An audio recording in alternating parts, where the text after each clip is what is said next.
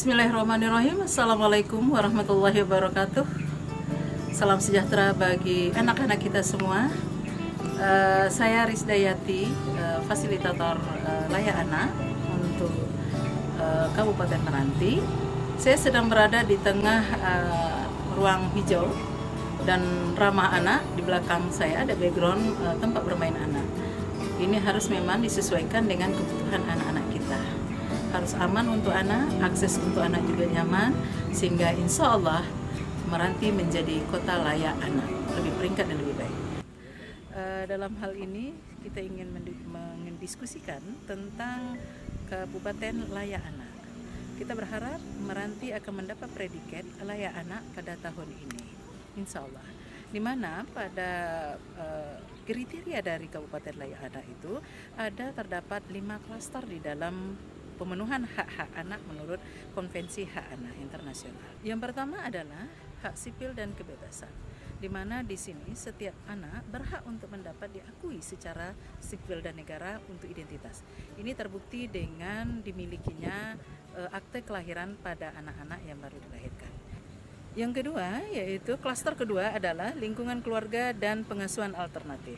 Di sini kita berharap setiap anak berada di lingkungan keluarganya. Jadi anak sebaiknya mungkin berada di lingkungan keluarga.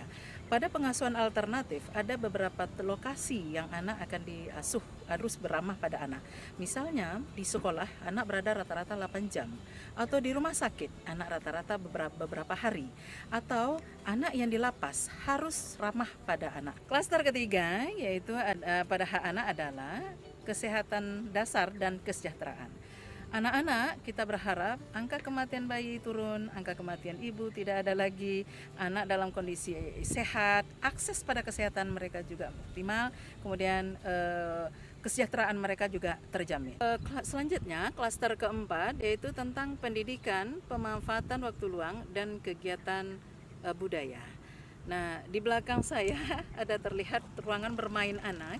Di situ adalah tempat ruang-ruang bermain anak untuk yang ramah pada anak. Anak bisa akses dari segala usia dan memang sebaiknya tidak ada internet di sini sehingga si anak bisa bermain bersama keluarganya. Pendidikan anak wajib bersekolah di usia sampai 12 tahun. Wajib belajar di 12 tahun. Itu setiap anak berhak mendapatkan pendidikan tersebut. Baik, klaster terakhir yaitu klaster kelima yaitu perlindungan khusus. Perlindungan khusus ini adalah untuk anak-anak yang memang bermasalah.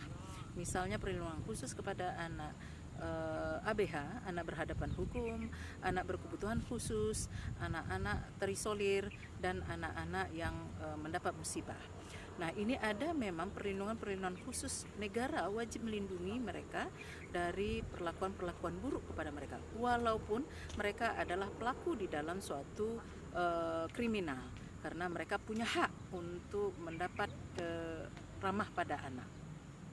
Demikianlah kelima klaster yang disampaikan tadi secara berurut. Insya Allah Kepulauan Meranti akan menjadi kota layak anak.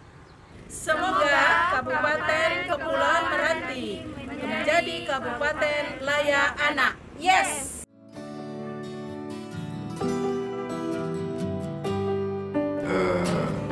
Berbagai upaya kita lakukan sebagaimana saya sampaikan sebelumnya. Ini untuk menunjang predikat Kabupaten Layak Anak di Kabupaten Kepulauan Meranti ini dari tingkat pratama menuju tingkat madya. Alhamdulillah kemarin sudah terbentuk APSAI, Asosiasi Perusahaan Sahabat Anak Indonesia Kabupaten Kepulauan Meranti. Ini sebagai wadah untuk menampung dari dunia usaha dan perusahaan yang berorientasi khusus bagi pemenuhan dan perlindungan anak. Setelah kepengurusan APSAI ini terbentuk, saya melihat sendiri komitmen mereka untuk bisa memenuhi hak-hak anak di Kabupaten Kepulauan Meranti ini melalui kebijakan, program dan kegiatan yang ada di mereka yang diorientasikan bagi pemenuhan hak-hak anak di Kabupaten Kepulauan Meranti.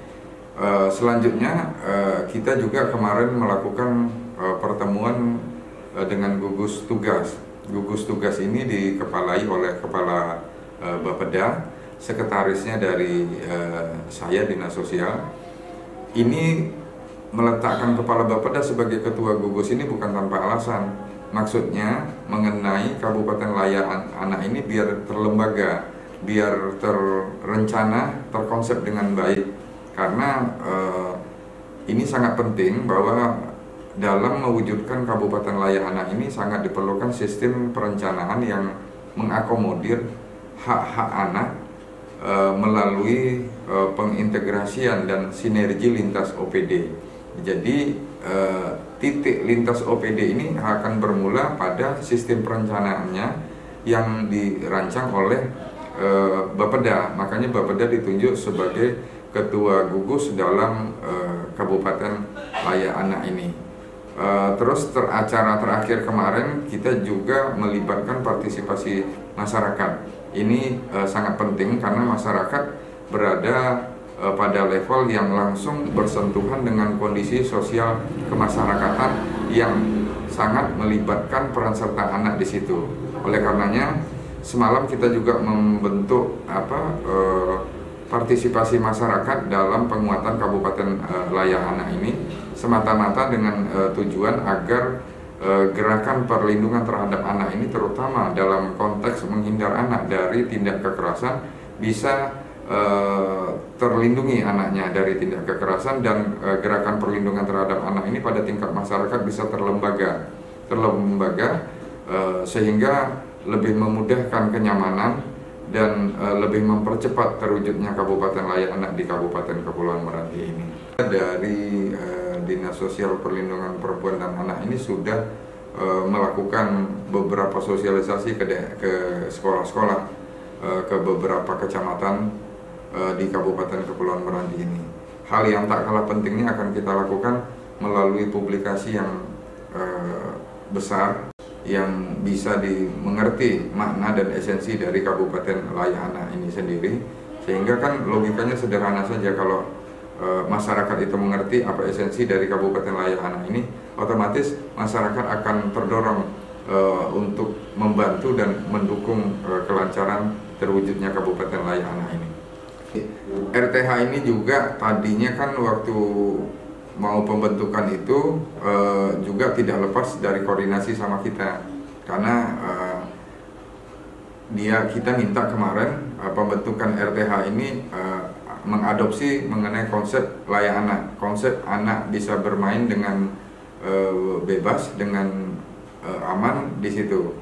Jadi saya melihat ada beberapa permainan yang bisa mengakomodir bakat dan kebebasan anak di situ. Jadi sebagian RTH-nya yang sudah terbentuk, fasilitas yang ada, saya melihat cukup memadai untuk menampung pemenuhan dan hak-hak anak, terutama dalam konteks bermain. Seperti saya sampaikan tadi, bahwa dalam mewujudkan Kabupaten Laya Anak ini dibutuhkan peran serta kita semua, lintas OPD, lintas institusi, lintas lembaga, baik itu dari dunia usaha, perusahaan, dan yang tak kalah pentingnya adalah peran serta masyarakat itu sendiri sangat dibutuhkan dalam mendorong Kabupaten Kepulauan Meranti ini bisa terwujud menjadi Kabupaten Laya Anak sebagaimana yang kita harapkan bersama. Oleh karenanya sangat diperlukan sinergi kita bersama, sangat diperlukan dukungan dan dorongan dari semua stakeholder yang ada di Kabupaten Kepulauan Meranti ini.